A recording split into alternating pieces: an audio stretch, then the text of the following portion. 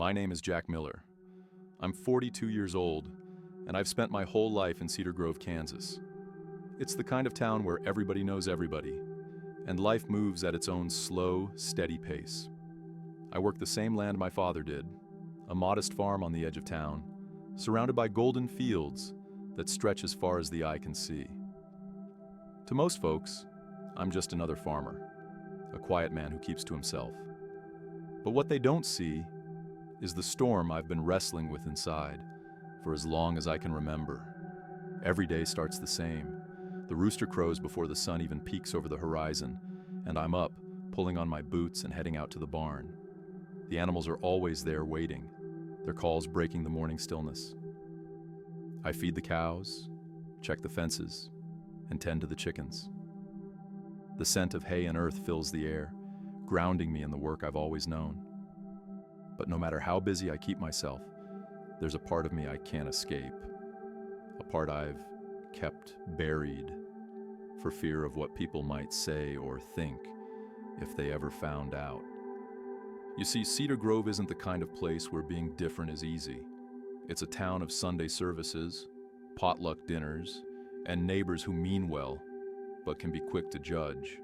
I've spent my life hiding who I really am, keeping the truth about myself locked away because admitting it feels like risking everything. I've tried to convince myself it doesn't matter, that I can go on pretending. But the truth is, pretending weighs heavy on a man's soul. That morning was no different from any other. The sun was just starting to rise, painting the sky in shades of orange and pink as I walked to the barn. The old wooden structure creaked under the weight of the years, but it still stood strong, like everything else on the farm. As I stepped inside, I was greeted by the familiar sounds of animals stirring in their stalls. I started with the horses, brushing them down before moving on to the cows. It was as I was feeding Duke, the bull, that everything changed. Duke had always been a bit ornery, but that day he was especially restless. I didn't think much of it until, in an instant, he lashed out. His hind legs shot back, and before I could react, his hoof connected square with my chest.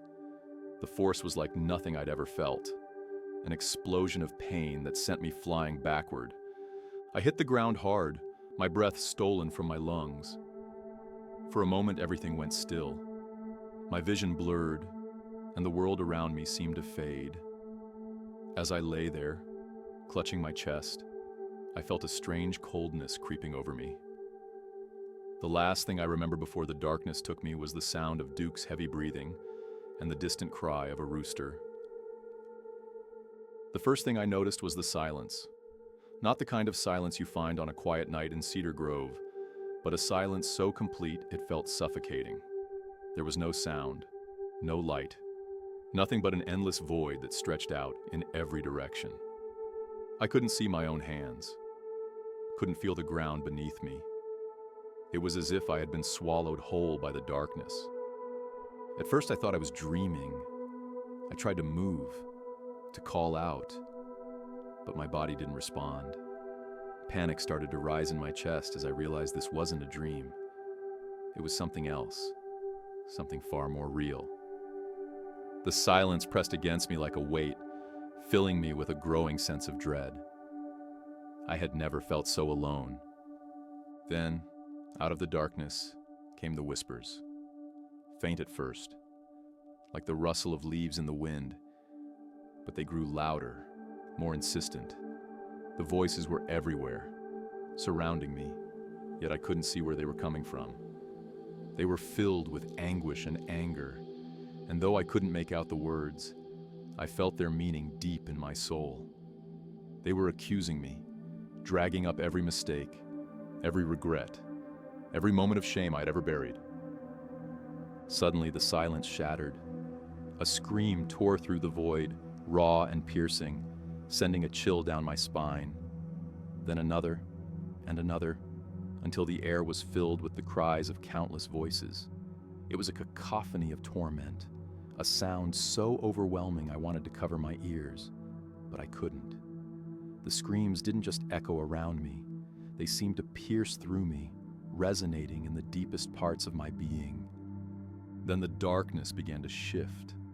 Flames flickered in the distance, small at first, but they grew brighter and closer with every passing moment. The light illuminated the shapes around me, figures writhing in agony, their faces twisted and grotesque. They moved toward me, their hollow eyes filled with a pain that seemed endless. "You belong here," one of them whispered, its voice a chilling mix of malice and despair. The words echoed in my mind, and for the first time, I truly felt fear, not just of the darkness or the flames, but of what they might reveal about me. As the figures closed in, the flames roared higher, casting long, flickering shadows across the void. I wanted to run, to escape, but there was nowhere to go. I was trapped, surrounded by the screams and the fire. And for the first time in my life, I realized just how heavy the weight of my secrets truly was. The darkness didn't fade. It was ripped apart. Without warning, flames erupted all around me, crackling and roaring with a ferocity that seemed alive. They burned without consuming anything, flickering in unnatural colors of crimson and black, illuminating the abyss I had been lost in. The ground beneath me wasn't solid anymore. It pulsed like a living thing, shifting with each wave of heat. My breath caught in my throat as shapes began to emerge from the fire. At first, they were just shadows, writhing and twisting in the flames. But as I watched, the shadows took on horrifying forms, distorted and grotesque, with limbs bent at impossible angles, and faces that seemed almost human but too warped to recognize. Their eyes were hollow voids, and their mouths were frozen open in screams that carried no sound, only anguish. One figure stepped closer, its movements jerky and unnatural. Its skeletal hands reached toward me, and as it did, the flames around it grew brighter, casting eerie light across its face. Then I saw it. Its features weren't just twisted, they were mine. My own face stared back at me, twisted by pain and fury, its empty eyes filled with accusation. "Why did you hide?" the figure asked, its voice a low, guttural rasp that seemed to come from inside my own head. "Why did you deny who you are?" I don't know what you mean," I stammered, stepping back. My heart pounded so hard I thought it might burst. "You know," the figure hissed, its tone dripping with scorn, "you've always known." I shook my head, desperate to shut out the words. "That's not true. I did what I had to do. I lived the way I was supposed to." The figure laughed, a hollow, mocking sound that sent chills through me. "Supposed to? You buried the truth because you were afraid. Afraid of what they'd think. Afraid of what you'd lose." "No!" I shouted, but my voice wavered. The words felt weak, insubstantial. The figure leaned closer, its face so near I could feel the heat of the flames licking at my skin. "You betrayed yourself," it said, and its voice carried a weight that crushed me. "And in doing so, you betrayed them." Images flashed before me, memories I had long tried to forget. The looks of confusion and hurt on the faces of people I had pushed away.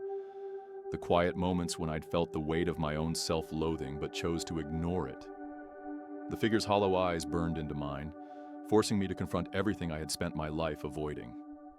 "You carry the guilt," it said, stepping back into the flames.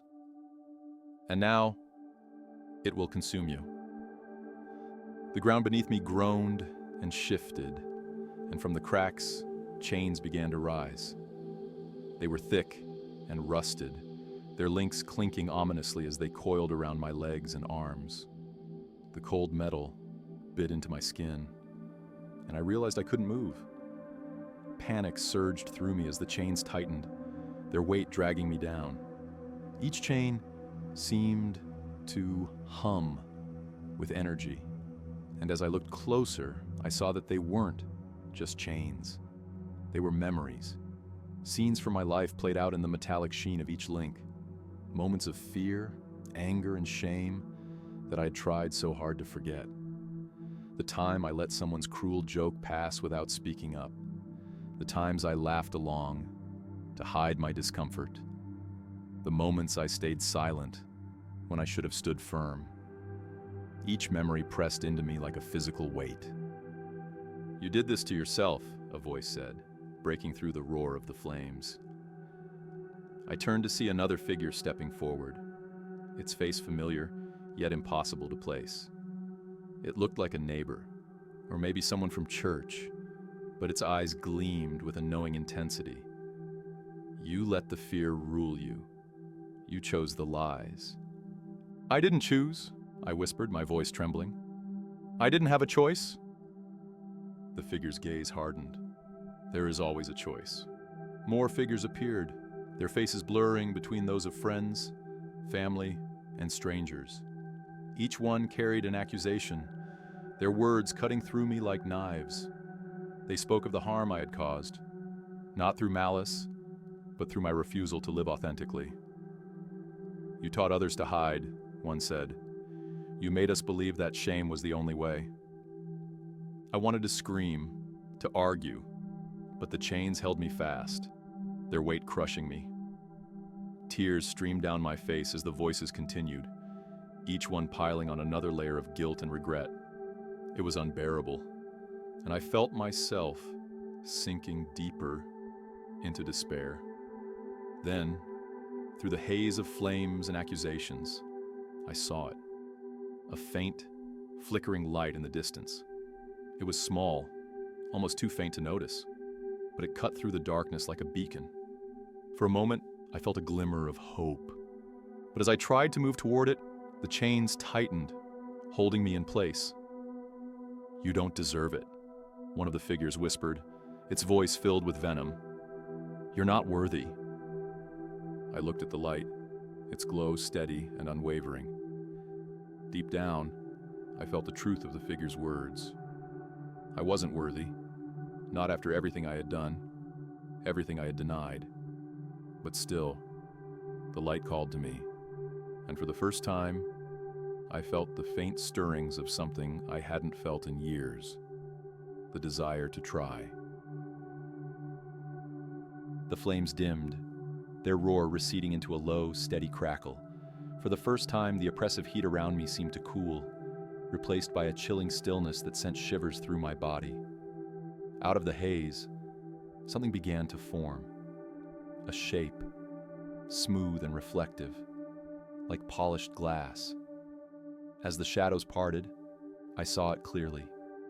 A mirror, standing tall and unyielding in the midst of the chaos. I approached it cautiously, my breath shallow and uneven. My reflection stared back at me, but it wasn't what I expected. The man in the mirror wasn't whole. His form was twisted and fragmented, his features darkened by shadow. His eyes, hollow and lifeless, bore into mine, and I felt a wave of nausea at the sight.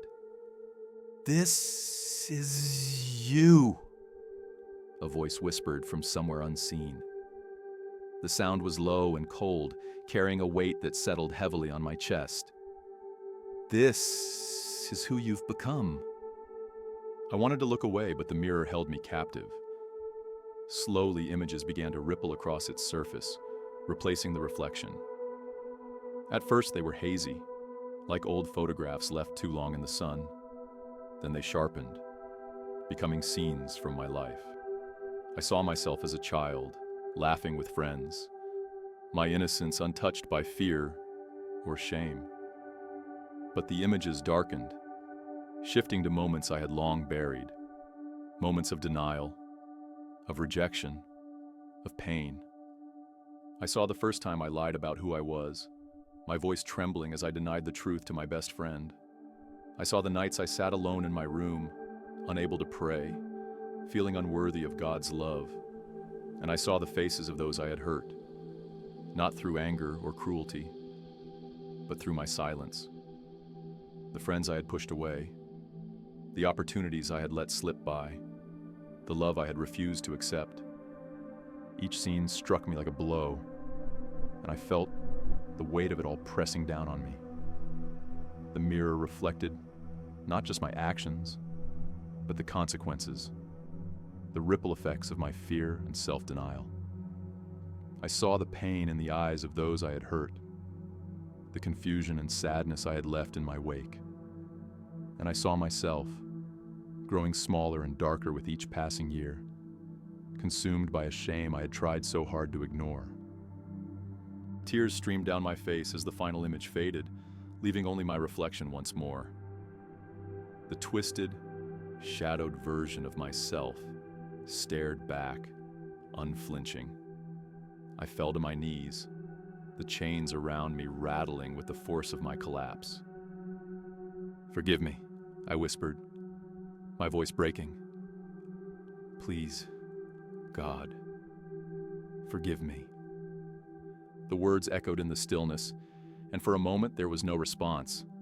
I bowed my head, overcome by guilt and despair, my sobs the only sound in the silence. Then, from the depths of the darkness, the faint light appeared again. It was stronger this time, its glow steady and warm, cutting through the shadows like a beacon. I looked up, my breath hitching in my throat, as the light grew brighter, its presence filling the space around me. A voice came from the light, rich and commanding, yet tender and comforting. It was unlike anything I had ever heard, resonating deep within me as though it spoke directly to my soul. "James," the voice said, and the sound of my name brought fresh tears to my eyes. "I have seen your pain. I know your fear. But I am here to offer you grace." The warmth of the voice was almost unbearable. It wrapped around me like a blanket, softening the sharp edges of my guilt. But even as it comforted me, I felt a pang of doubt. How could I deserve grace after everything I had done? After the lies, the denial, the harm.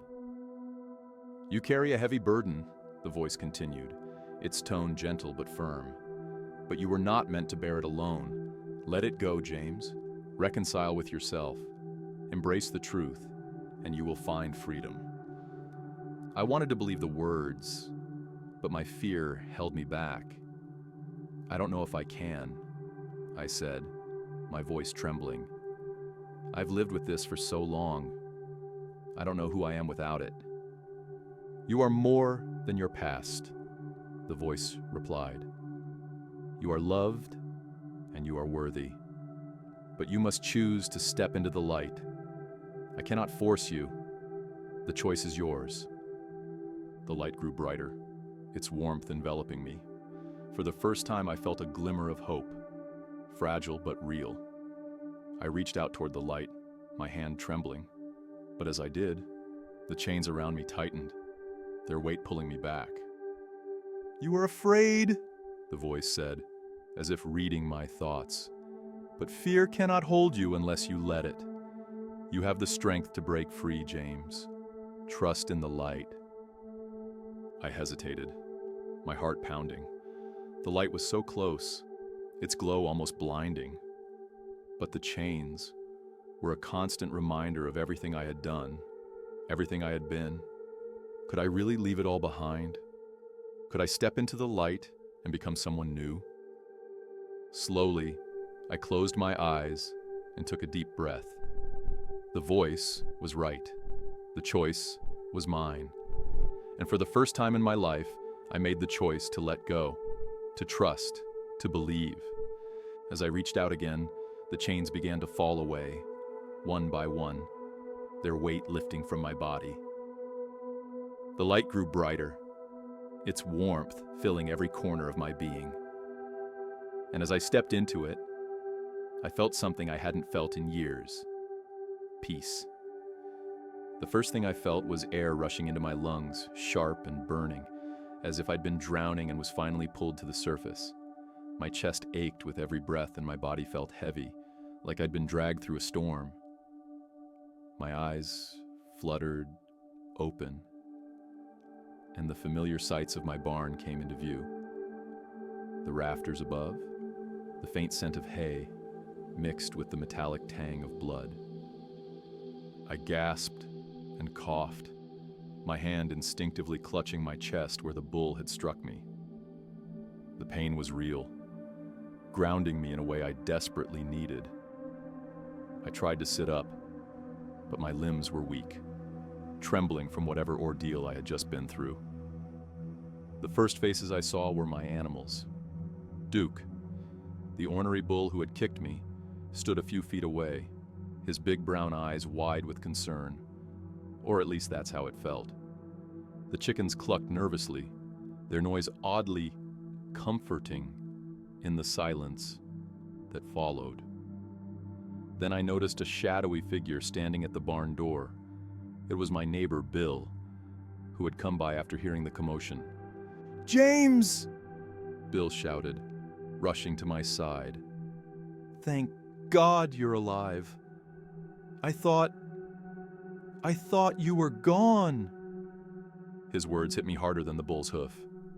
I had been gone. Of that, I was certain. I had seen things, felt things, that no one could imagine. My throat was dry and my voice came out hoarse.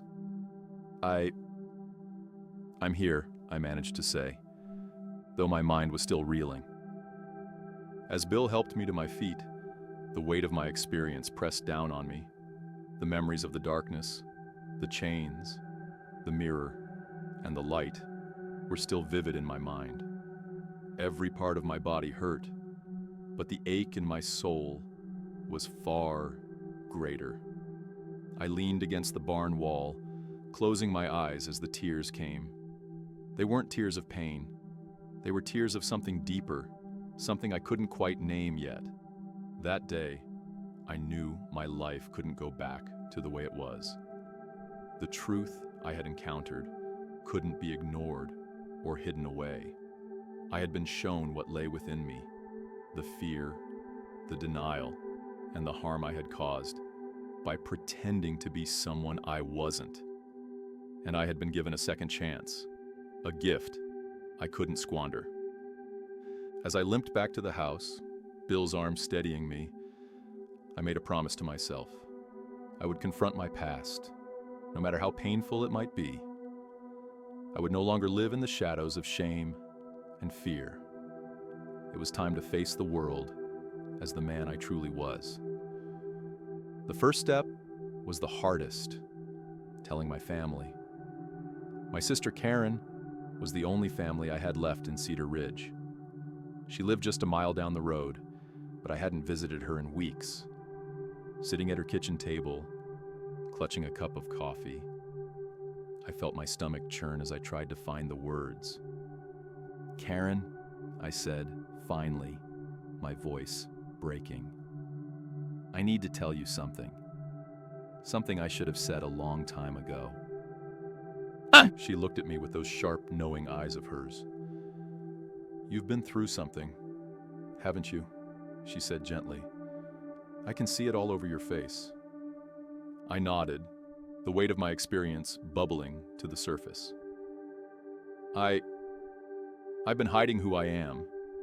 I've spent my whole life pretending, and it's cost me more than I can even begin to explain.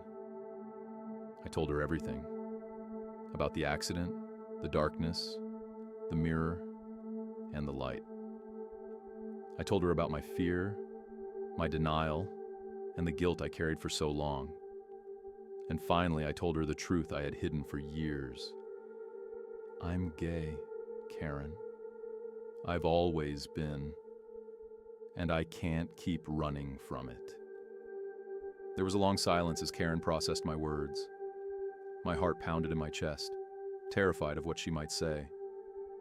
But then she reached across the table and took my hand. "James," she said softly, "I love you. I always have, and I always will." Nothing's going to change that. Her words broke something inside me. I cried openly, the weight of her acceptance lifting a burden I had carried for years. But not everyone was as understanding. When I shared my truth with some of the folks in town, the reactions were mixed. Some looked at me with confusion, others with outright disapproval. I had spent my life trying to fit into their expectations, and now I was stepping outside of them. But amidst the rejection, there were glimmers of support. A few friends offered kind words, and one even told me, "It's about time you stopped hiding." Their acceptance gave me the strength to keep moving forward. I started attending a church in the next town over, one that welcomed everyone, regardless of who they were. The first time I walked through those doors, I felt a sense of peace I hadn't felt in years. The sermons weren't about judgment. They were about love, grace, and the courage to live authentically. Sitting in that pew, surrounded by people who embraced me for who I was, I felt closer to God than I ever had before. Each day, I took another step forward. I wasn't just mending my relationship with the people around me. I was mending my relationship with myself. The road ahead wasn't easy, but for the first time, I felt like I was walking it with purpose. And for the first time, I wasn't walking it alone. The first step toward healing was the hardest. I had spent so many years hiding from the truth and pushing people away that I wasn't sure how they would react to the new me. But I knew I couldn't move forward without seeking forgiveness from those I had wronged. I started with the people in my town, the ones who had watched me grow up and witnessed my constant struggle. My old friend Marcus, the one I had always avoided out of shame, was the first person I reached out to. I'd never fully apologized for the hurtful things I had said and done. But now, after all that I had experienced, I knew it was time. I went to his auto repair shop one afternoon, my heart pounding in my chest. The smell of oil and grease greeted me as I walked in, and there he was, just like I remembered, working on an old truck. He looked up at me, his face softening slightly when he saw who had entered. "James," he said, his voice cautious but not unkind. "What brings you by?" "I came to apologize, Marcus," I said, my words coming out in a rush. "I've been running from the truth for so long, hiding from who I really am, and I know I've hurt people in the process. I was wrong, and I'm sorry." For a moment, Marcus didn't say anything. His eyes met mine, and I saw the weight of years of pain, the subtle anger still lingering in the lines of his face. But then, something shifted. He set his tools down and walked over to me, placing a hand on my shoulder. "I've waited a long time to hear that, James," he said quietly. "You're not the same man who left. I can see it in your eyes. And I forgive you." His words hit me harder than anything I could have imagined. I had spent so many years avoiding this conversation, terrified of facing the person I had been. But Marcus's forgiveness was like a weight lifting off my chest. It didn't erase the past, but it began the process of healing, both for him and for me. In the days that followed, I reached out to others, neighbors, friends, even members of the community who had once been part of my life. Each apology was a step toward rebuilding the bridges I had burned, and each moment of reconciliation felt like a small piece of the old me being replaced with something better, something truer. I also began to rediscover love, not just the love I had for myself, but the love I had long neglected for others. One evening, as I sat on my porch watching the sun set over the fields, I received a text from an old friend, Olivia, someone I had known from years ago. She had always been there for me when I needed her, and even though I had distanced myself from her during the darkest parts of my journey, she had never stopped caring. We began talking again, and as the weeks passed, I realized something. I was falling for her. I had pushed my feelings away for so long, convinced that my identity was a barrier to love. But Olivia was different. She accepted me fully, not just for the man I was now, but for the man I had always been. And for the first time, I allowed myself to believe that love could be part of my new life. Inspired by my experiences and the love I was beginning to open myself to, I knew that my purpose had shifted. I had been given a second chance, not just to rebuild my own life, but to help others who struggled with the same fears and doubts I once had. I started volunteering with a local LGBTQ+ support group, offering guidance and sharing my story with those who felt they had nowhere to turn. I wanted to help others reconcile their identities with their faith, just as I had found the courage to do. I had learned a lot in the past year about myself, about love, about faith. But perhaps the most important lesson I had learned was the power of living authentically. My days on the farm were now a mix of hard work and spiritual reflection. I woke up early, just as I always had, but instead of feeling burdened by the weight of the past, I felt lighter, more present in the moment. The farm was no longer just a place where I worked. It had become a sanctuary, a place where I could be both grounded and free. I spent my days tending to the land, feeding the animals, and cultivating crops. But I no longer did it out of obligation or fear of judgment.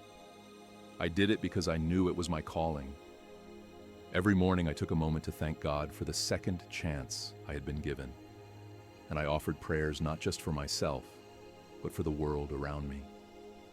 I had a deep sense of peace in my heart, and that peace extended to the work I did, to the love I shared, and to the people I helped. Living authentically wasn't easy. There were still moments of doubt, still times when I felt the old fears creeping back in. But with each passing day, I grew more comfortable in my own skin. I no longer tried to fit into a mold that wasn't meant for me. I embraced the man I had become, flaws and all. And I knew I had a purpose beyond anything I had imagined before. I took a moment one evening to reflect on how far I had come. I stood in the middle of the field, the breeze brushing against my skin, and I thought about the road I had walked. The pain, the struggle, and the fear. Those things were part of me, but they didn't define me anymore. The truth of who I was had set me free. As I look back, I realized that my journey wasn't just about finding peace for myself. It was about sharing that peace with others. I'd been given a second chance at life, and I wasn't going to waste it. My mission now was simple: to spread love, forgiveness, and acceptance, no matter who someone was or what they believed. Love was the truth I had been seeking all along. Forgiveness was the path I needed to walk, and authenticity, the courage to live my truth, was the key to finding peace in this life and the next. I don't know what the future holds, but for the first time, I'm not afraid. I am exactly who I was meant to be, and that, in itself, is a gift. Want to hear more of this? Then click on the video on the right-hand side, which is even more insane.